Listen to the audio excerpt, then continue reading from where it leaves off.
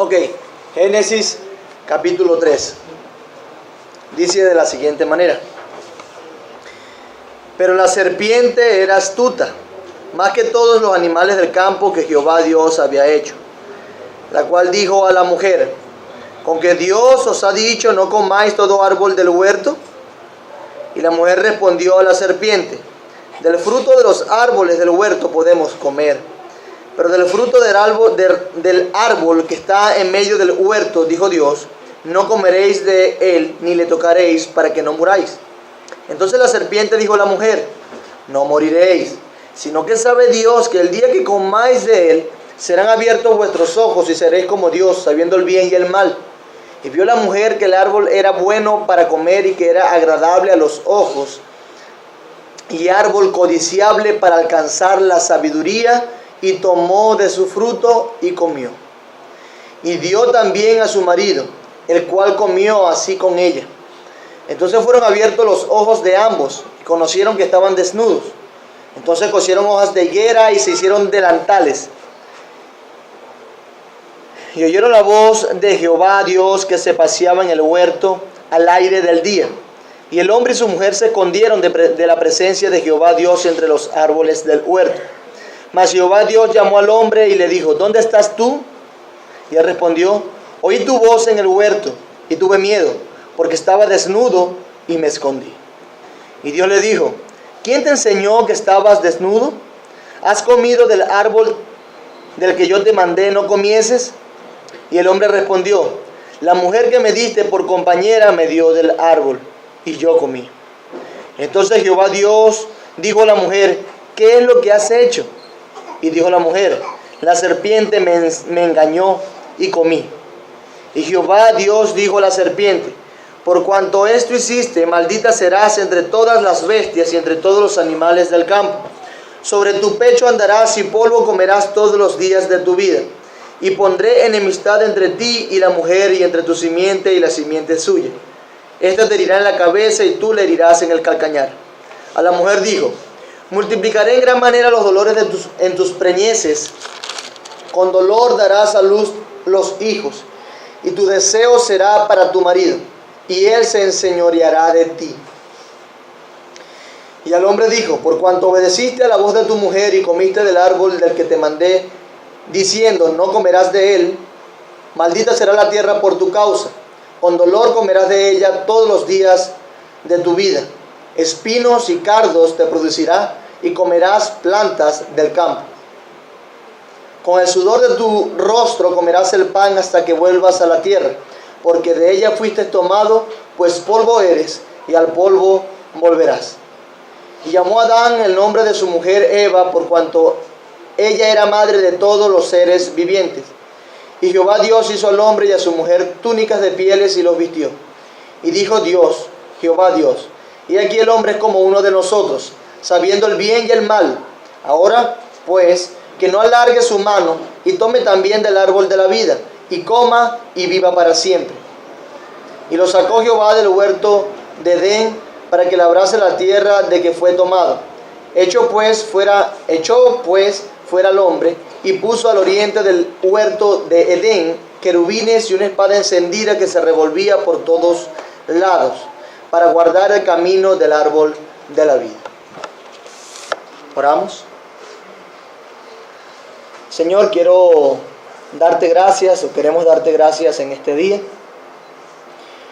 Como queremos acostumbrarnos, queremos acercarnos a ti alabándote y con acción de gracias, porque todo lo que tú das a tu pueblo es buenísimo y beneficioso. Gracias, Señor. Desde que creaste, desde que hiciste al hombre, Señor, has tenido dádivas a favor de ellos, a pesar de nuestra maldad. Por eso te damos gracias. Y sobre todo te agradecemos inmensamente por la mayor dádiva que nosotros podemos experimentar y gozar. Por Cristo Jesús, nuestro Señor, quien celebramos hoy, quien exaltamos hoy, a quien adoramos hoy, quien se levantó de la tumba, Señor, quien, mi buen Dios, tú resucitaste de los muertos un día como hoy, día glorioso, en el cual se patentó la muerte de tu enemigo, del pecado, la derrota de la muerte, Señor. Gracias por Cristo. Gracias. Solo te ruego que en el día de hoy tú nos ayudes a alabar tu nombre, a bendecirte. Que a pesar de que nosotros pecamos aún, nuestras concupiscencias nos incitan al mal, te ruego, Señor, que podamos confiar plenamente en el sacrificio de Cristo para que nuestras alabanzas sean bañadas por la sangre de Él y puedan ser de olor fragante ante ti. Ayúdanos, Señor. Ayúdanos, Cristo. Intercede una vez más por nosotros, te lo rogamos, para que todo nuestro ser, nuestros pensamientos, nuestros afectos estén concentrados en adorarte a ti. Por favor, aleja las interrupciones.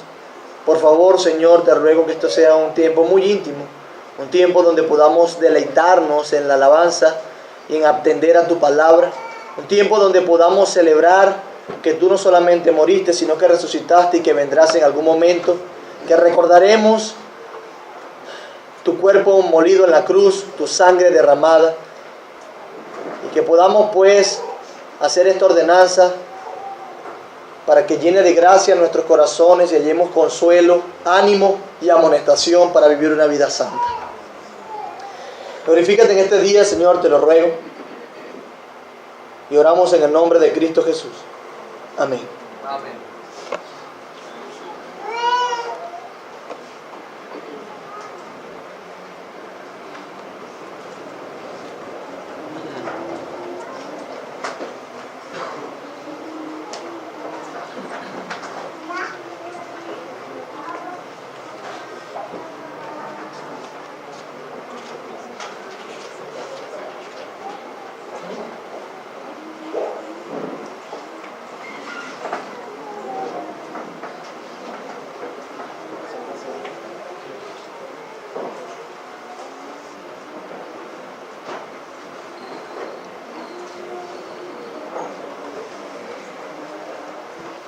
¿Cuánto provecho le hemos sacado a la confesión de fe, verdad? ¿Cuánto provecho le hemos sacado al estudio de ella, dejándonos dirigir por ella a través de la palabra de Dios,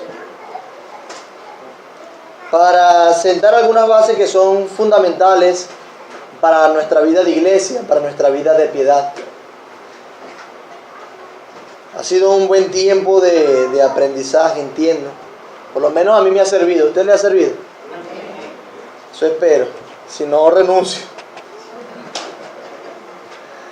Pero gracias al Señor por eso. Quisiese recordar brevemente lo que hemos visto hasta ahora.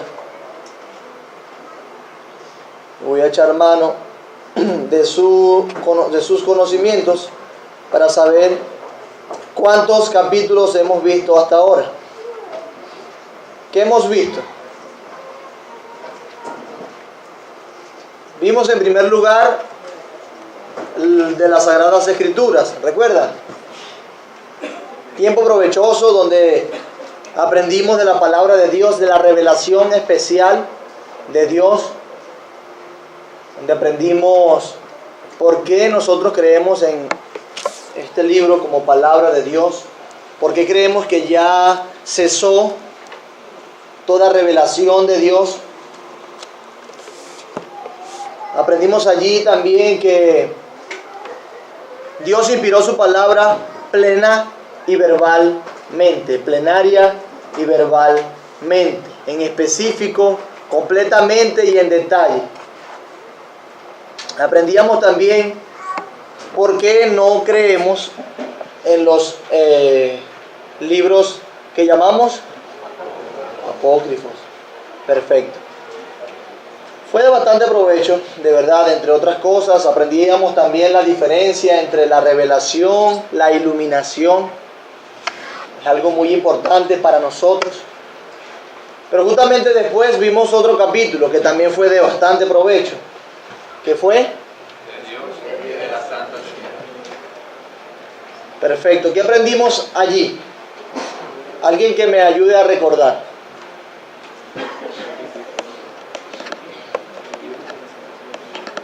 de Dios y la Santa Trinidad. Aprendimos allí que la palabra Trinidad aparece en la Biblia. ¿Qué más? ¿Egle? Trinidad significa Dios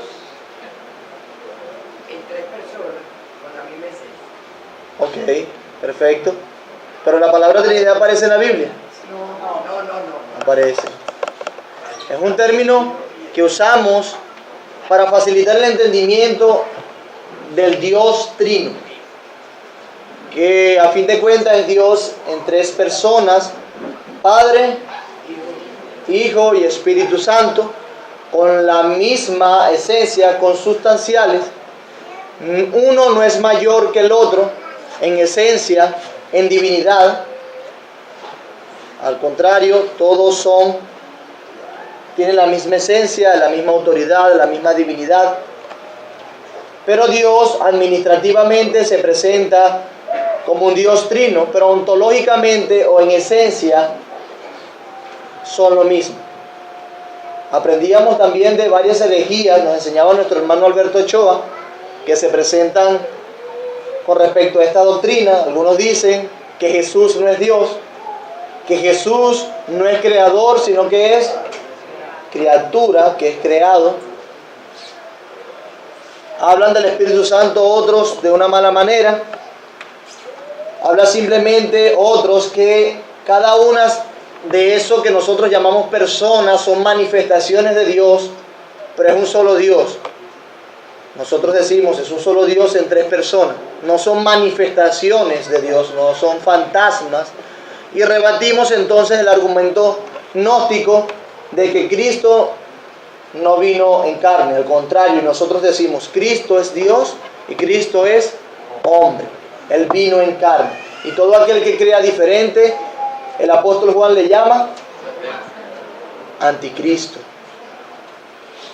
Entonces, es sumamente importante que nosotros refresquemos constantemente estas doctrinas que nos identifican, pues nos llenan de información a través de la palabra de Dios para seguir nuestra madurez en Cristo y para poder discipular a otros y guardar del error a otros.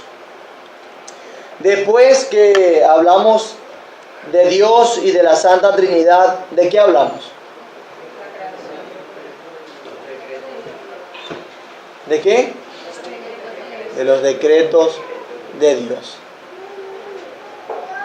Gracias a Dios, eso fue uno de los capítulos más sencillos que hemos visto. Fácil de digerir, ¿verdad? Se nos complicó un poco la cosa allí, pero el Señor es bueno con nosotros y su palabra es verdad. Y el hecho de que nosotros anhelemos apegarnos a la palabra de Dios es suficiente para que estemos quietos en saber que Dios decretó todas las cosas, aun las cosas que nos parecen muy malas. Nos ayudó nuestro hermano Andrés Velázquez. Yo terminé. Fue un tiempo también de bastante provecho. Y después hablamos de la creación. Perfecto. Decíamos que Dios creó todas las cosas. Que creó todas las cosas por su palabra y que toda la Trinidad estaba involucrada en la creación. No solamente era Dios Padre, sino que el Espíritu de Dios se ve involucrado en la creación.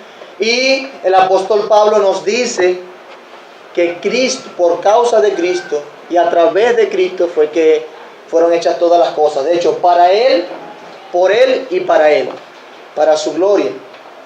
Importante la creación, porque de allí tomamos un paréntesis por algún tiempo.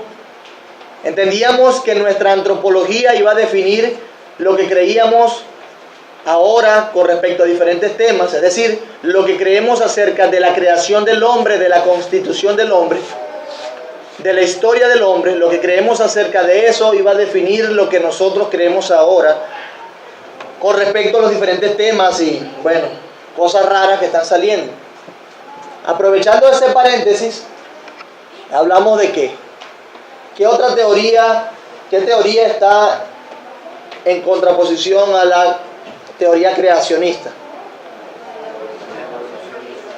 La evolución, ¿verdad? El evolucionismo como teoría, como una hipótesis de la creación del mundo. No nos limitamos a la creación entonces del mundo, hablamos de lo que dice el evolucionismo acerca del origen del universo, de lo que dice el evolucionismo acerca del origen de la Tierra, de nuestro sistema solar, de nuestra galaxia, y de lo que dice el evolucionismo acerca del origen de la vida. ¿Recuerdan aquel caldo de la vida? Un poquito de corriente, químico y vida. Después, bueno, hemos llegado a lo que somos ahora a través de serlo de organismos unicelulares muy sencillos, dice el evolucionista. Pero nosotros decíamos que no es así. Pero aprendimos que como el evolucionismo permeó todo lo que la gente cree ahora, el posmodernismo se ha encargado de desarrollar, de fundar la espada del evolucionismo y cortar a toda la sociedad en la mayoría del planeta Tierra. Y por eso es que en las películas, aún en la educación, revistas y desde cualquier punto de vista, se está promoviendo el evolucionismo y sus doctrinas, su sistema de creencias, porque decíamos que el evolucionismo no es que son ateos, es que creen en otra cosa diferente a nosotros, porque tienen más fe o deben tener una fe ciega para poder creer en que la vida vino de un poquito de corriente con un poquito de químico, un poquito de cloro con desinfectante y corriente y vino la vida. Entonces veíamos esas cosas y hablábamos de algunas cosas puntuales que salían del evolucionismo, como el aborto, como la eutanasia, como la medicina paliativa. Hablábamos también de ¿qué? ¿Qué otro tema abordamos? ¿Cómo?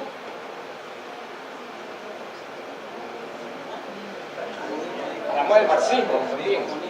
Hablamos del marxismo, del comunismo, hablamos de la ideología de género, del feminismo. Importante que decíamos, alguien me preguntó después, bueno, no me preguntó, me comentó que me iba a preguntar qué relación tenía el socialismo o el comunismo con el evolucionismo, y decíamos que Marx encontró argumento en la teoría de Darwin para fundamentar lo que él creía acerca del comunismo o de la lucha de clases, que era básicamente la misma cosa. Y decíamos entonces que también el marxismo es la mamá escondida del feminismo o de la ideología de género. Movimiento LGTB, PDQR, todo el abecedario para allá. Es lo que está pasando ahora. Y lo hemos visto como, por ejemplo, en Argentina, que se está debatiendo las leyes acerca del aborto. Triste, el miércoles hubo manifestaciones en la capital, en la sede de la adyacencia de la asamblea, de la llamada Asamblea Nacional Constituyente, para promover y meter en la nueva ley. La Constitución está sacando. Sí, la nueva ley, aprobar el aborto, porque el cuerpo es de ellas y ellas deciden. También la homosexualidad. Eso es lo que dicen. Sí, hablamos todo eso. Justamente que después que terminamos la creación, vimos los postulados de cada una de estas cosas para hacer un poco de apologética y enseñar acerca de nuestra cosmovisión absoluta. Veíamos otro capítulo también de mucho provecho, que fue la divina providencia. Todavía estamos cortando esa divina providencia allí, sacándole. Hoy vamos a tocar un poco también de eso en nuestra predicación o el pasaje que nos toca. Pero aprendimos muchísimo la divina providencia. Y decimos entonces que Dios decreta en la eternidad y ejecuta sus decretos a través de ¿qué? De la providencia. Y la providencia ordena los medios. Y los medios tienen naturaleza o tienen una categoría que decíamos que eran libres, necesarios y contingentes. Veíamos cómo Dios organiza y orquesta todo el universo, literalmente todo el cosmos, con el propósito de que sean de beneficio para su iglesia y para llevar a cabo sus planes, para su gloria y para el bien de su iglesia. Decíamos que Dios de ninguna manera está lejos de su creación o de lo que hace o de las cosas que están pasando ahora en los diferentes contextos y que han pasado en la historia. No, Dios está involucrado directa y activamente en cada hecho. Dios está involucrado con sus criaturas. Él no le dio cuerda al reloj y lo soltó para que corriera a la libertad, sino que Él promueve, Él dirige su providencia. De hecho, la providencia de Dios, ¿cómo la definíamos? ¿Dios qué hace? Sostiene, exactamente, dirige, gobierna, dispone todas las cosas por su providencia, según su voluntad. Eso es lo que es la providencia. Ya todas sus criaturas, todas las cosas y todas sus criaturas, así es. Perfecto. Y me encantó el último párrafo de ese capítulo porque hablaba de que Dios decretó beneficiar a su iglesia, a su pueblo, a aquellos a quien Él había escogido. Y hacíamos énfasis en la importancia de la iglesia, de cómo Dios da un testimonio contundente en el mundo visible e invisible de lo que Él es a través de su iglesia. Él muestra su gloria. Cómo la iglesia tiene un papel fundamental y determinante en la historia de la redención para dar gloria al nombre de Cristo. Exaltábamos la importancia de la iglesia, porque si Dios orquesta el universo para beneficiar a aquellos que escogió, aquellos que escogió seguramente son importantes. Entonces dábamos gloria a Dios por eso. Y hoy avanzamos. Hoy vamos a ver el capítulo 6 de la caída del hombre. Del hombre. Espero que lo haya corregido allí los editores. De la caída del hombre, del pecado y su castigo. Capítulo 6. Para creer lo que dice la Biblia de la creación, debemos creer que la Biblia es verdad. ¿Y por qué la Biblia es verdad? Por eso que nosotros comenzamos nuestro estudio de la confesión de fe por el capítulo 1, que habla de las Sagradas Escrituras. Después hablamos de Dios, de lo que dice la Biblia de Dios. Y hemos ido por temas que son fundamentales. Ahora nos topamos con un tema que hemos visto, el tema del pecado. En teología se llama amartología. Y vamos a ver un poco de eso y su desarrollo quizás más adelante cuando veamos la ley de Dios. Y vamos a comenzar por la caída del hombre. Hemos visto la caída del hombre, necesariamente era uno de los temas que tocamos cuando hicimos el paréntesis. Recuerden que vimos la caída del hombre, vimos el diluvio y vimos la torre de Babel. Perfecto, entonces ya vimos algo de la caída.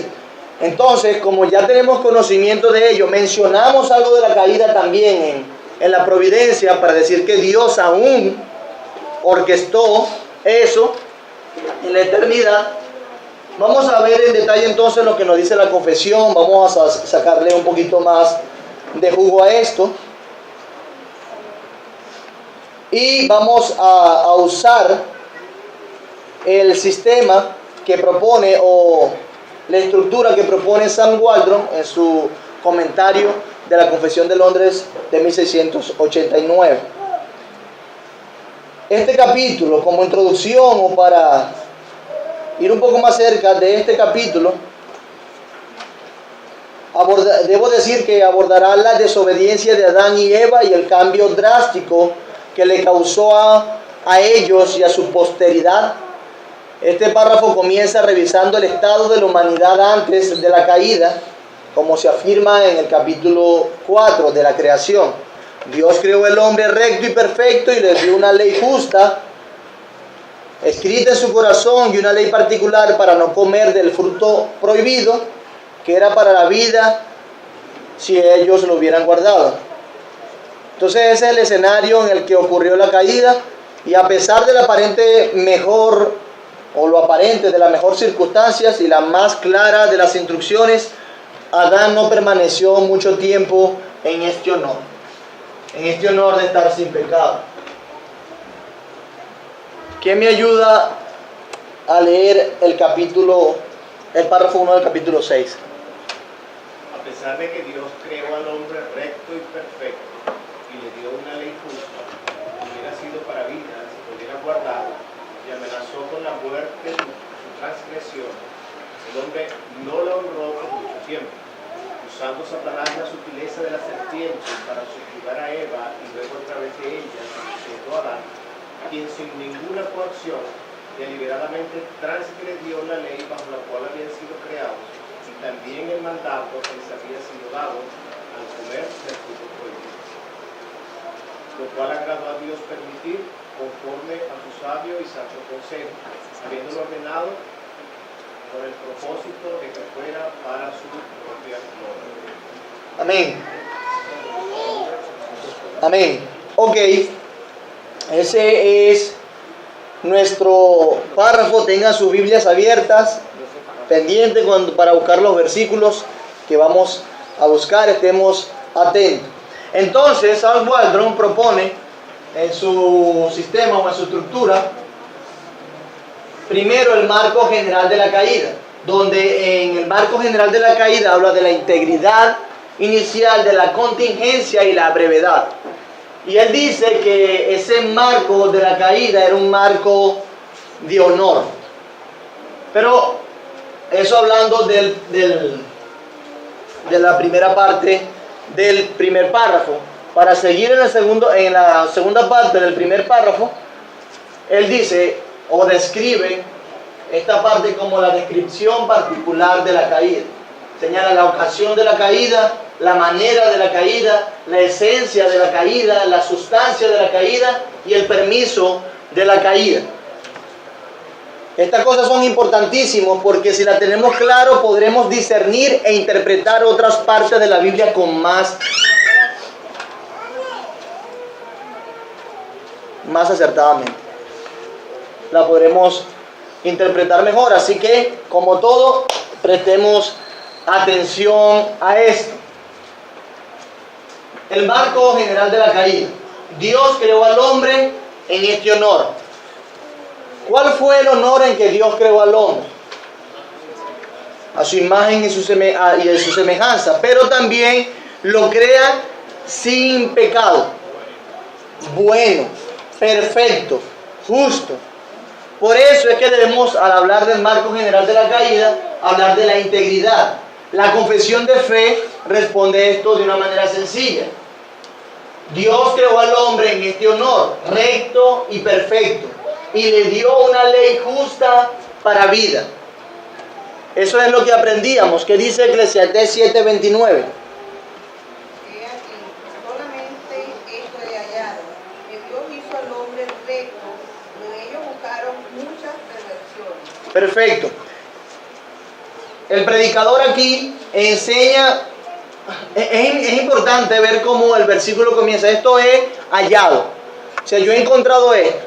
La respuesta que tengo para la perversión y la maldad del hombre es que él era bueno y se apartó. Porque es un tema sumamente profundo, como hemos estado viendo. Algunos le llaman que es un salto cuántico.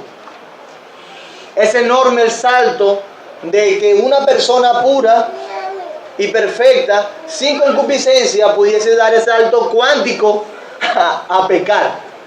Pero tenemos una influencia por allí que la vamos a ver más en detalle. Sin embargo, el predicador dice, una cosa he hallado, el hombre era recto, Dios lo creó recto y justo, es decir, Dios lo creó perfecto, Él hace cosas buenas, pero el hombre, hablando de la responsabilidad de Él, buscó muchas perversiones. Por eso es que tenemos un marco general. Dios creó al hombre en este honor recto y perfecto y le dio una ley justa para vida. Eso está claro, ¿cierto? Lo hemos hablado en las predicaciones, lo hemos hablado también en algunas partes de la clase dominical. Debemos ver entonces la contingencia. ¿Cuál era la contingencia que presenta la confesión de fe en este párrafo 1? La serpiente. La serpiente. ¿Recuerdan lo que era contingencia? Algo que no estaba, que aparece, pero no estaba planificado. Más o menos. Hay algo previsto. Si pasa esto, sucede esto. Es una contingencia. Una advertencia. ¿Y cuál es lo que dice allí? La amenaza de la muerte. Es decir, es algo muy importante. Le dio una ley para que la guardase. Ok, esa ley debemos decir que era una ley moral, que estaba inscrita en su corazón y en su mente, pero también le dio una ley específica. ¿Cuál era la ley específica? No comerás de la. Y exactamente le dijo, de esto puedes comer, pero de este no. Lo expresó de una manera positiva y de una manera negativa. Les dio ley, fue claro, fue directo. Pero también le amenazó, le advirtió con la muerte si ellos transgredían ese mandamiento de no comer del árbol.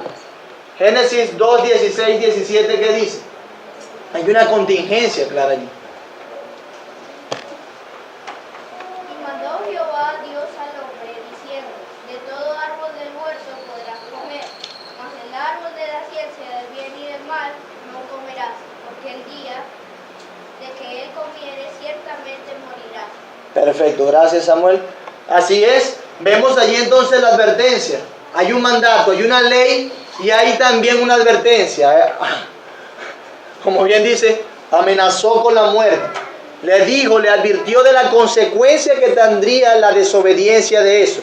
Es interesante porque aunque eran personas buenas, y aquí vamos a ir tratando de saborear un poco lo que es los decretos de Dios expresados en su palabra. Como Dios hizo una persona buena y justa, pero le da advertencia. Le dice, no comas de esto. Le advierte de un juicio, de una condenación. Ciertamente si comes de ello morirás, pero esos eran personas sin pecado, sin concupiscencia.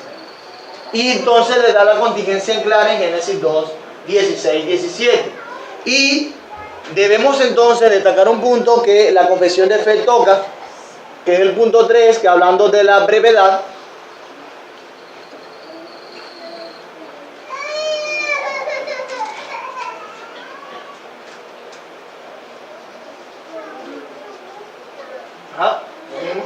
Atrás. Brevedad. ¿Por qué brevedad? ¿Qué dice en la confesión de fe de ese marco general de la caída que tiene como característica la brevedad? ¿La brevedad por qué? Levante su mano.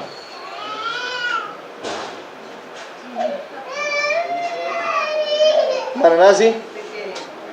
Amenazó con la muerte su transgresión y el hombre no la honró por su justicia. Y el hombre no lo No la honró a la ley. perfecto, no honró a la ley y no honró a Dios en consecuencia por mucho tiempo. Exactamente. Es decir, que no faltó mucho para que Satanás actuara para el perjuicio de la humanidad y para la deshonra de Dios. Satanás se puso a trabajar. ¿Y qué sucede acá? Nosotros podemos interpretar, o mejor dicho, inferir de que fue el tiempo breve por cómo se expresa en la narrativa de Moisés. Que no duró mucho tiempo, y mucho tiempo puede ser algunos años que no voy a decir porque no sabemos. Pero fue breve en comparación con todo el resto de la historia que se está llevando hasta ahora. Y esa idea la comunica Génesis 4:25 del 5 al 3. ¿Quién lo lee, por favor?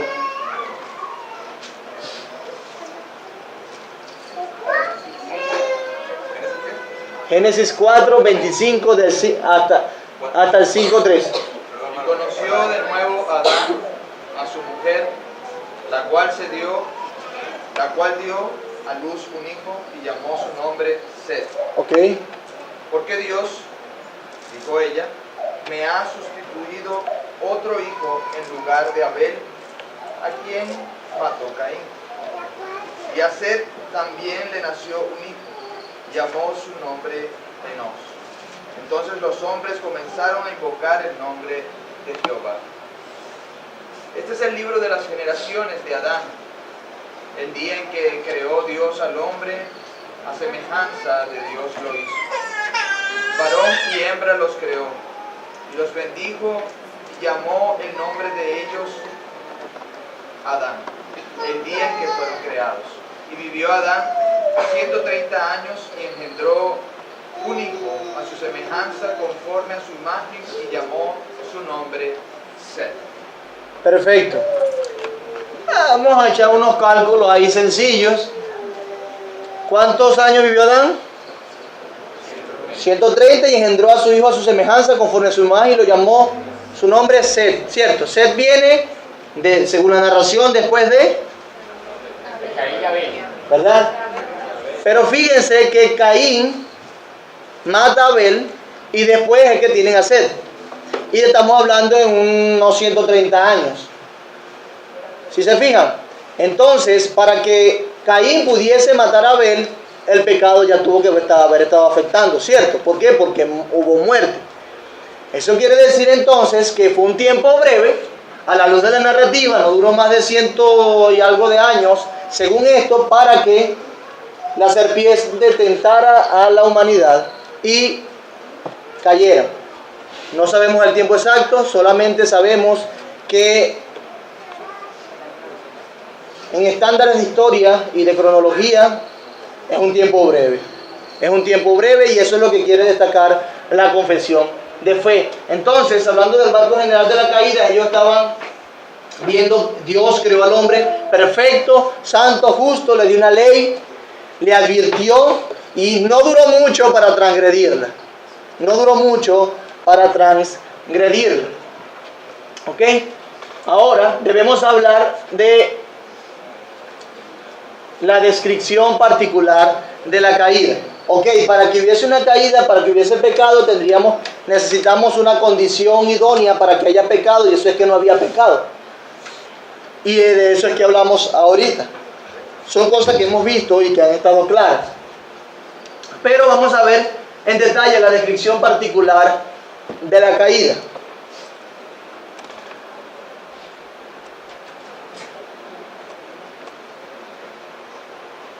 Vamos a ver la ocasión de la caída. ¿Cuál fue la ocasión de la caída? ¿Qué pueden ver allí ustedes en la confesión, en ese párrafo? ¿Qué fue la ocasión?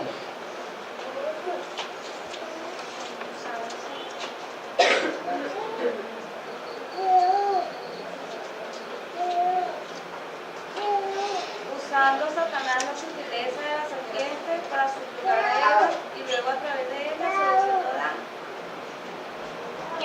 Ok. Entonces, ¿cuál es la ocasión? Satanás. Usando la sutileza de la serpiente. Así mismo lo coloqué yo al hombre. Usando Satanás la sutileza de la serpiente para subyugar a Eva y luego a través de ella seduciendo a Adán. La serpiente seduce a Eva y Eva seduce a su esposo. Fíjense el orden. Y ese orden, aunque parezca, dirían algunos, machista o que sin importancia, ese mismo orden lo usa el apóstol Pablo para establecer una doctrina clara. Entonces, Dios, o mejor dicho, la ocasión de la caída fue Satanás, que se involucró en la vida de Adán y Eva para tentarles a transgredir la ley que Dios había puesto. Dice la palabra de Dios que la serpiente era astuta, la más astuta de las bestias del campo, que dice Génesis 3 del 1 al 7. Otro que busque 2 de Corintios 11, 3 y otro que busque 1 de Timoteo 2, 14. Pero la serpiente era astuta más que todos los animales del campo que Jehová Dios había hecho, la cual dijo a la mujer: porque Dios os ha dicho, no comáis de todo árbol del huerto. Y la mujer respondió a la serpiente: del fruto de los árboles del huerto podemos comer, pero del fruto del árbol que está en medio del huerto, dijo Dios, no comeréis de él, ni le tocaréis para que no muráis. Entonces la serpiente dijo a la mujer: no moriréis, sino que sabe Dios que el día que comáis de él, serán abiertos vuestros ojos y seréis como Dios, sabiendo el bien y el mal. Y vio la mujer que el árbol era bueno para comer y que era agradable a los ojos y árbol codiciable para alcanzar la sabiduría.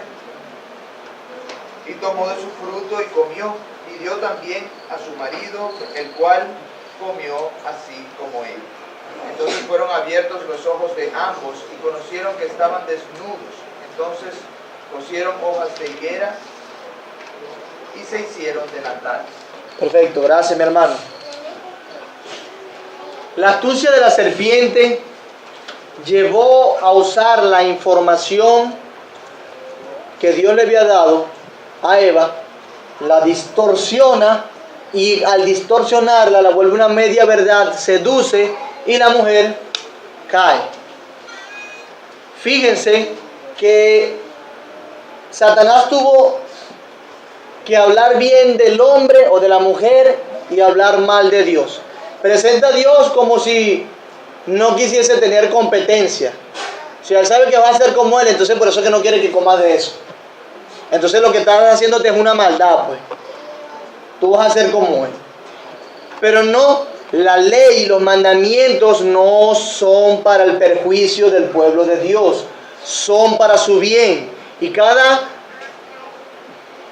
quien piense que los mandamientos y la ley de Dios son para perjudicar a sus hijos, está teniendo un pensamiento literalmente diabólico, como el de Satanás cuando sedujo a Eva. Le dijo una media verdad, distorsiona, y como generalmente nos pasa, rodamos, caemos. Y es allí donde debemos estar con mucho cuidado, porque Satanás aún opera. Satanás aún está trabajando.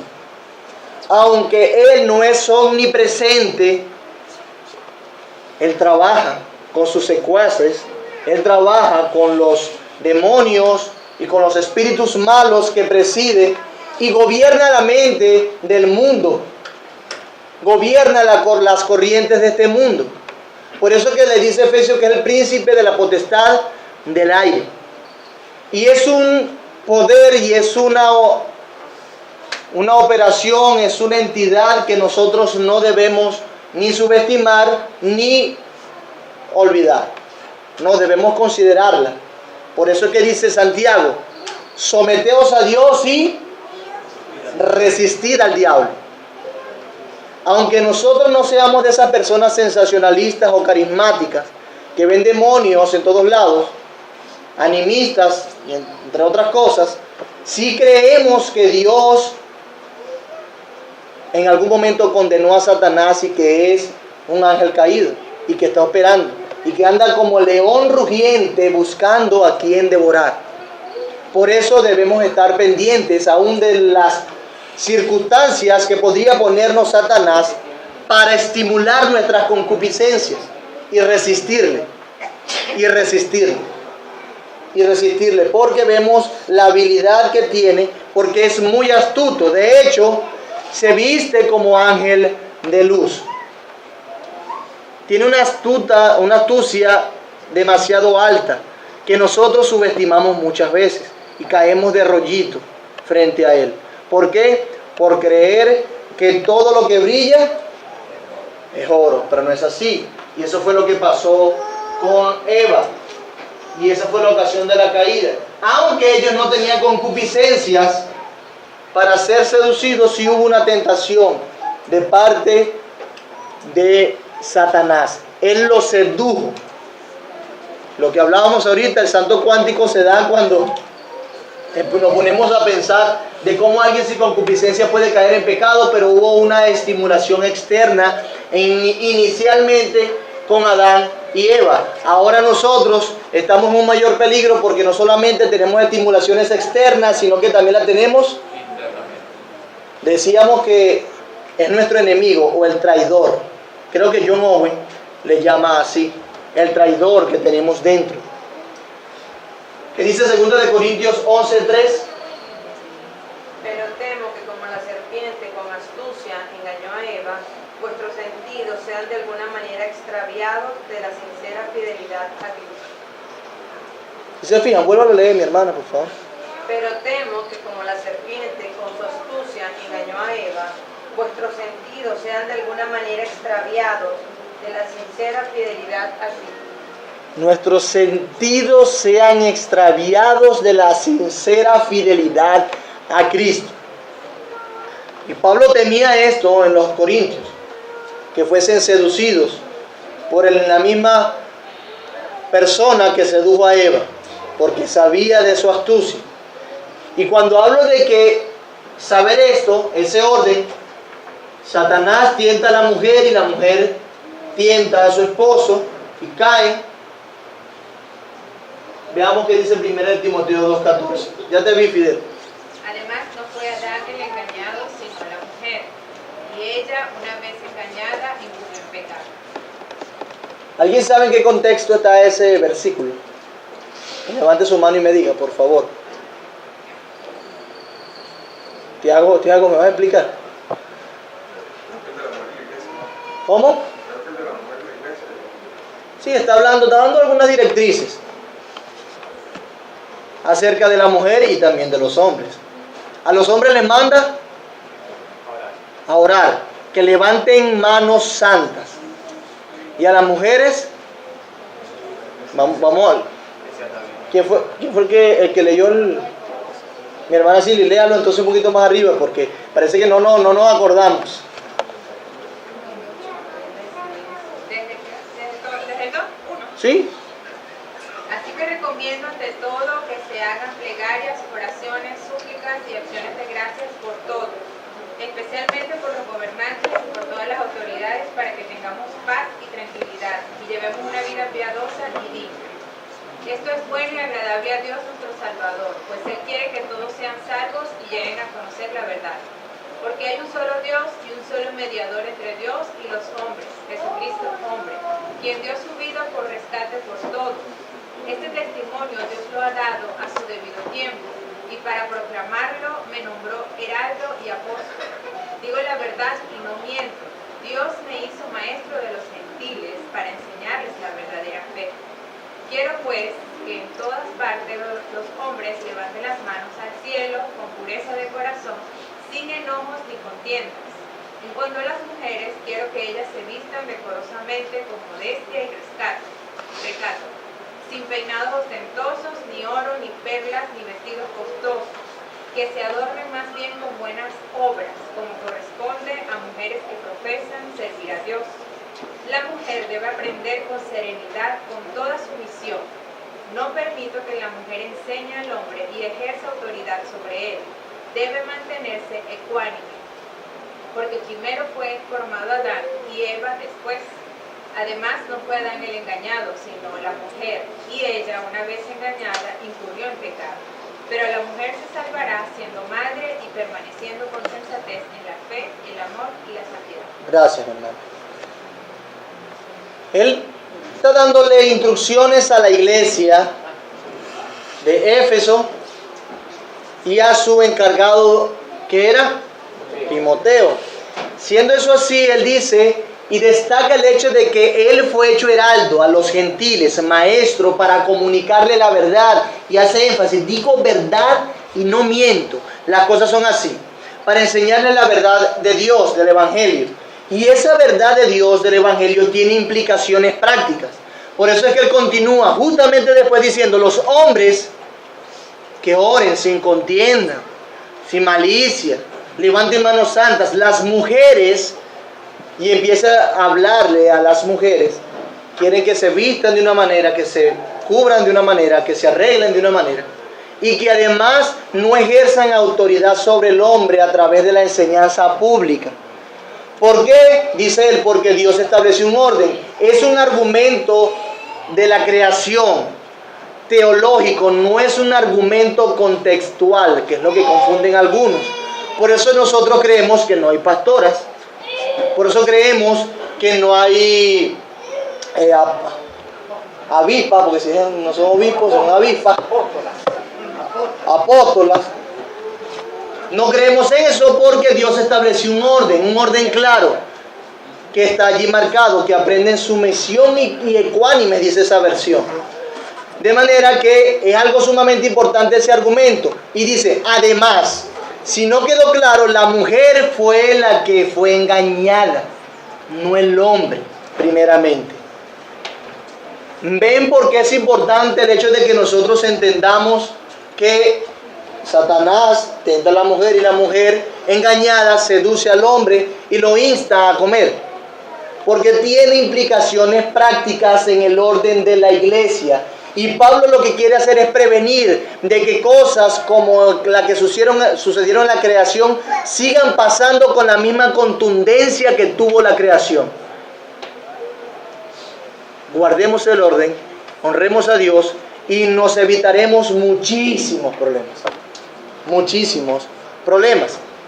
Entonces, la ocasión de la caída fue usando Satanás la sutileza de la serpiente para subyugar a Eva y luego a través de ella seduciendo a Adán. Ahora vamos a ver la manera de la caída.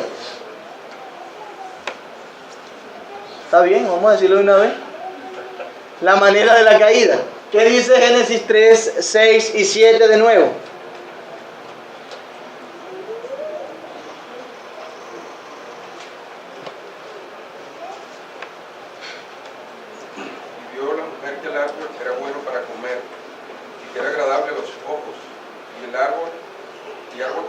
Para alcanzar la sabiduría, y tomó de su fruto y comió, y dio también a su marido, el cual comió así como ella. Entonces fueron abiertos los ojos de ambos y conocieron que estaban desnudos. Entonces cosieron hojas de higuera y se hicieron delantales. Perfecto. Fíjense, la manera de la caída fue sin ninguna coacción y deliberadamente, como dice la confesión. No fue obligado. ¿Cuántas pistolas tenía la serpiente allí señalando a Eva? Ninguna, ¿verdad? Fue algo voluntario. Él le puso, o el Satanás le puso la conchita de mango y ellos pasaron por allí. Fidel, dime. Perdón, hermanito, me estoy pasando. Se perdona. Una votación. Dígame. Referente a la actividad de Satanás, que ya mencionaba hace rato. Ajá. Con Cristo fue al desierto y estuvo ayunando, terminó su ayuno, fue tentado. Sí, señor. Y fue atacado precisamente su debilidad física, los sentidos, ¿verdad? Sí, señor. Y ha transcurrido desde ese tiempo que Jesucristo estaba ayunando hasta la creación, como miles de años. Y así que Satanás estuvo activo toda esa época, siempre estuvo activo. Sí, señor. Es importante. Eso empíricamente demuestra que siempre está activo. Sí, señor. Y hay una manipulación de los sentidos. Primero él habló, que metió por el oído de Eva. Después le hizo ver el árbol, manipuló la vista, y después viene el tacto y el gusto. Entonces él manipula a través de los 5 sentidos, como dice el apóstol Pablo, que Satanás puede extraviar los sentidos de la persona. Esa es su primera técnica, oído y vista. Gracias, Fidel. Y yo diría yo así, pues. Sí, eso es verdad. Por eso es que hasta por eso es que los hombres que tienen labia se pueden casar con las mujeres bonitas, así sean feos. Porque las mujeres comen por el oído, las engaña por el oído. Entonces, fíjense, así Satanás sabía eso. Eso es el diablo. Entonces, vemos entonces allí que ellos pecaron deliberadamente y sin coacción, fue voluntario, no se obligó. Importante, debemos destacar el decreto de Dios, quien Dios desde la eternidad ha dicho todas las cosas. Decreta las cosas, inclusive la caída. De hecho, la providencia orquesta también la caída, como aprendimos en el capítulo anterior. Pero vemos ahora la responsabilidad del hombre, quien Dios no los forza, sino que más bien ellos obran libremente, como pasó con Adán y Eva. No hubo ninguna coacción, sino que deliberadamente, dice la confesión, ellos incurrieron en el pecado. Hermano Carlos. Una pregunta, a ver si tú puedes ayudarme a entender, porque sería que los escritores de la confesión utilizan la palabra subyugar, porque eso da la impresión al mismo tiempo que le quita liberalidad a las acciones de Eva y Adán. Cuando hablamos de subyugar, estamos hablando de ejercer presión dominio sobre algo o sobre algo. Entonces, yo quisiera entender por qué sería que los escritores de la confesión utilizaron esta palabra subyugar. Yo trato de entenderla desde el punto de vista de la misma seducción, ¿no? Sí, señor. Satanás, el plan de Satanás era tomar como prisioneros a Adán y a Eva. Realmente eso fue el objetivo de él y lo logra. Ok. Pero lo hace a través de usando la seducción. Pero no sé por qué usaron ellos la palabra subyugar, porque o sea, hay que comer bien eso para poder interpretar la confesión en cuanto a eso. Si hay liberalidad, si hay libertad para hacer lo que ellos hicieron, o había algo de presión de parte de Satanás. Yo creo que va por allí las cosas como tú estás comunicando. En lo particular, creo que los autores de la confesión de fe quieren alinear la doctrina de la caída a la luz de todo lo que dice la Biblia acerca del pecado y la operación de Satanás. Por ejemplo, nosotros pecamos voluntariamente, o mejor dicho, un mejor ejemplo, las personas que no son creyentes pecan voluntariamente, sin ser subyugadas, pero la Biblia lo presenta como esclavas al pecado y a Satanás. Entonces son ambas cosas, están subyugadas, pero lo hacen voluntariamente. O sea, es una voluntad que quedó esclavizada y que ellos quieren hacerlo. O sea, forma parte de la misma seducción, como dijiste, pero las dos cosas son verdad. El caído está esclavo al pecado, pero él quiere estar esclavo al pecado. En el caso de Eva es diferente porque ella no tenía concupiscencias. Y allí por eso hablo de que quiere como ponerlo en contexto de toda la doctrina de la caída en general a lo largo de la Biblia. Pero en el caso de Eva, por eso es que hablaba del salto cuántico. ¿Cómo es que sin tener concupiscencias inclinadas al mal o esclavizadas al pecado puede involucrarse en el pecado? Pero lo que nos dice la Biblia es que hubo un tentador y que su seducción fue tan potente que subyugó la conciencia de Eva para que ella voluntariamente incurriera en pecado. Y no sé más de allí. Y usarla, que es lo que dice, y usarla para agarrar a Adán.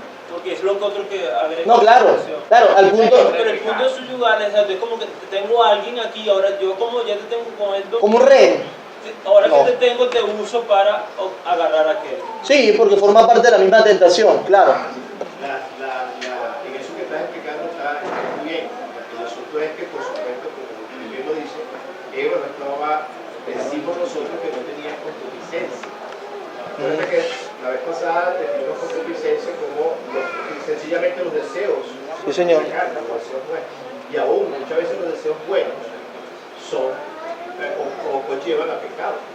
Ahora, dice la Biblia, allí en el versículo 7 de Génesis 3, que Eva deseó sabiduría. ¿Sí? Y quizás por allí puede ser que está la cosa, que no tanto era que ella tenía una concupiscencia mala, pero desear sabiduría no es malo. ¿Sí? Ahora, desear sabiduría utilizando el árbol de la fruta, el conocimiento del bien y del mal, eso sí estaba mal. Claro. Sí, básicamente es lo que trato de comunicar, pero a fin de cuentas no sabemos estrictamente, es algo que bueno, no, de verdad que ahí no estamos, creo que levantó la mano primero Henry, mi hermano, y después Amir. Bueno, con los temas que se han tratado acerca del hombre, hay algo que siempre ha dicho el pastor allí acerca de que el hombre fue hecho mutable, ¿no? Por una parte. Y entiendo que cuando la confesión dice subyugar, entiendo que es a través de la seducción de Satanás, ¿verdad? Que como me han dicho, era muy fuerte. Es como esa seducción persuade en la mente de Eva. Sí, claro. Para llevar. Sí, se trata de eso, ¿sí? De tentación. Por eso, así, no que la convención solamente llega al corazón, algo no. Era algo en lo que ya ella sabía quién era Dios y él la convence a través de, aquí en la mente, ofreciéndole algo, pero a través de una transgresión. Ok, entiendo. Sí, no le puso el grillete. No es que estaba con un grillete, sino que más bien fue una seducción que subyugó su conciencia a desobedecer la palabra de Dios por algo que creía bueno en sí mismo. La cuestión es esa, que el hermano Carlos pregunta por qué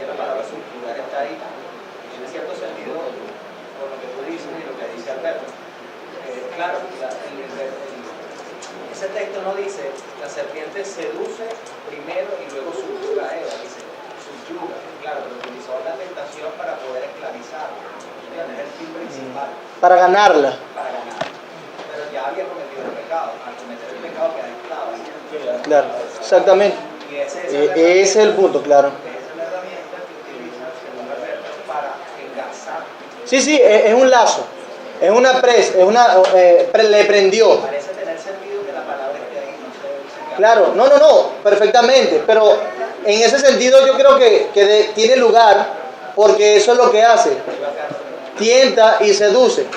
Pero cuando yo hablo de que hay cosas que no sondeamos, es ese salto de la perfección a la inmoralidad, aún siendo mutable, de dónde salió las ganas de ella de saltar el mandamiento de Dios. Y fue unas ganas. Si hubo una seducción por un deseo bueno, perfecto, pero ¿cómo ocurrió eso? A Dios sea la gloria. Sí, claro. No, pero ya le expliqué. Pero déjenme seguir avanzar y para ver si nos rinde un poquito el tiempo. Perfecto, entonces la manera de la caída es que fue sin coacción deliberada, aunque la confesión de subyugar no implica que sea obligadamente, sino que se refiere a la seducción potente de la serpiente al exaltar un deseo que no estaba en ella, que posiblemente era bueno. En tercer lugar, vemos, además de la manera, la esencia de la caída. ¿Cuál creen ustedes que fue la esencia de la caída?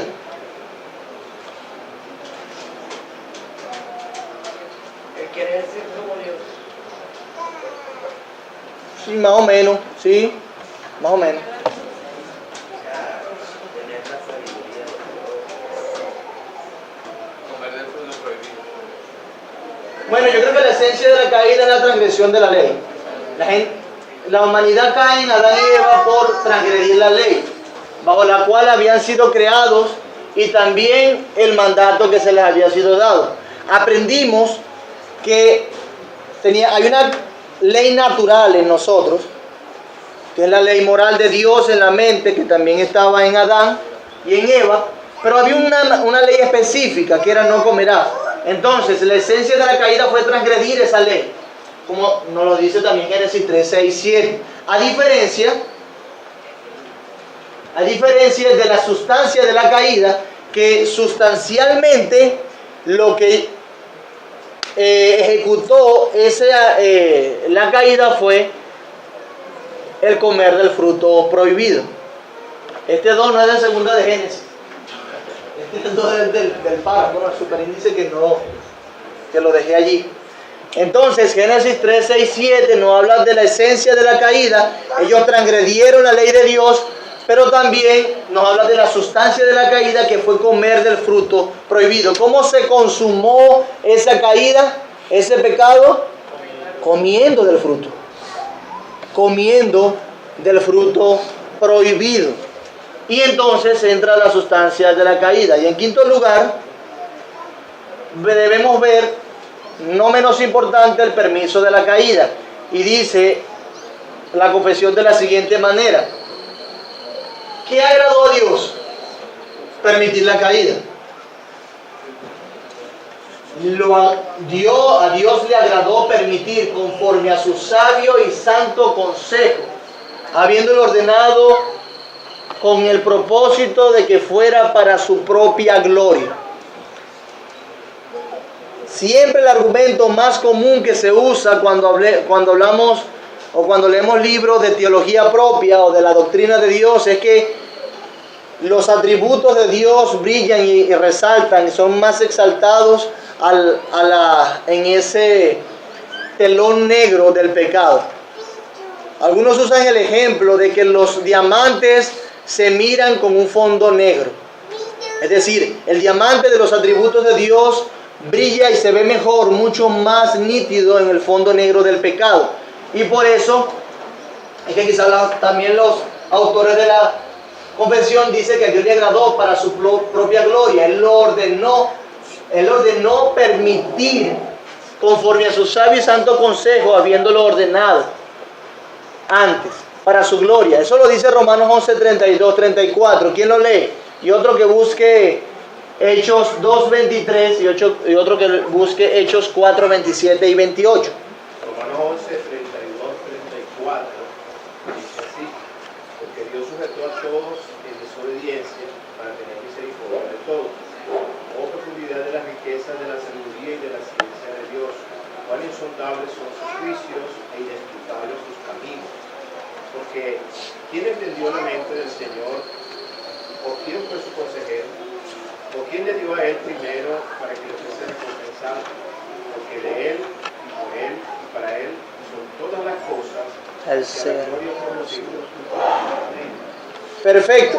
Fíjense que el 32 dice algo sumamente importante. ¿Qué dice el 32? Vuelvo a leer, mi hermano. Porque Dios sujetó a todos en desobediencia para tener misericordia de todos. Pregunta sencilla. ¿Para qué Dios sujetó a todos en desobediencia? Y la misericordia es un atributo de Dios. Dios es misericordioso. Y Dios muestra a través del pecado y la desobediencia, la cual sujetó al hombre, su misericordia, y Él es glorificado. Y siempre lo digo y lo voy a repetir, por eso es que Pablo termina, así como nosotros terminamos ahorita, ese salto cuántico, Pablo tampoco lo sabía y dio hoy inescrutable riqueza del conocimiento de Dios. Insondables sus caminos y sus juicios. ¿Quién lo entenderá? Por Él y para Él fueron todas hechas todas las cosas, aún el permiso de la caída. Bendito sea el Señor que quiso exaltarse a sí mismo a través de pecadores y salvando un pueblo para sí. Gloria a Dios. Y gloria a Dios que Él nos incluyó en esos de los cuales Él iba a tener misericordia. Porque ¿sabe qué? Dios va a seguir dándose gloria a la luz del con el fondo negro detrás. Porque aquellos que se van al infierno voluntariamente por resistir a Cristo, ese acto de justicia y condenación también traerá gloria a nuestro Dios. Porque su justicia y santidad otra vez quedará reivindicada. No solamente por el acto de Cristo en la cruz que llevó la ira de Dios y la justicia de Dios, sino también por el acto del juicio que Cristo va a ejecutar sobre los perdidos. Dios seguirá siendo glorificado en la condenación de los impíos. Entonces, ¿qué dice Hechos 2:23? A este, entregado por el determinado consejo y anticipado conocimiento de Dios, prendisteis y matasteis por manos de inicuos, crucificándolos. Amén. Por el determinado consejo de Dios. Hablando de Cristo, lo prendiste y lo mataste. Dios determinó que Cristo, su Hijo, el Mesías, iba a ser entregado y muerto en la cruz. Sí. Wow. Esa es la mente de Dios. Lo mismo comunica 4, 27 y 28. Porque verdaderamente se unieron en esta ciudad contra tu santo Hijo Jesús, a quien ungiste, Herodes y Poncio Pilato con los gentiles y el pueblo de Israel, para hacer cuanto tu mano y tu consejo habían antes determinado que sucediera. Y ahora... Perfecto. Para hacer cuanto tu mano y tu consejo se habían determinado que sucediera. ¿Y a quién Dios usa? A esas personas que eran no creyentes para crucificar a Cristo. Y la idea que transmite a fin de cuentas es que Dios decreta y ejecuta a través de sus medios, nos parezcan buenos, nos parezcan malos, para su gloria, como ya hemos visto. De hecho, 1 de Crónicas, Samuel habla de cuando Dios instó a David a censar el pueblo, pero usó a Satanás para tentarle, para hacer aquel censo. Y 2 de Samuel nos comunica el hecho de que los espíritus están atentos a obedecer la voluntad de Dios y se agradan. Sea un acto que a nosotros nos parece bueno, sea un acto que nos parezca malo. Pero el punto es que Dios permite la caída para su propia gloria, y sabe que eso trae consuelo, paz a nuestros corazones, por cuanto ni siquiera la caída, uno de los eventos más catastróficos de la historia humana, está fuera de las manos de Dios. Nos alerta el holocausto nazi, nos alerta la mortandad china, nos alerta tantos muertos en matanzas y genocidios que ha habido en la tierra y en la historia. Pero nos debería alertar más la caída. ¿Y sabe qué? Dios aún estaba detrás de eso. Bendito sea nuestro Señor. Y a Él sea la gloria. Podemos concluir entonces que de la caída del hombre, que el hombre era perfecto, santo, fue seducido, peca voluntariamente.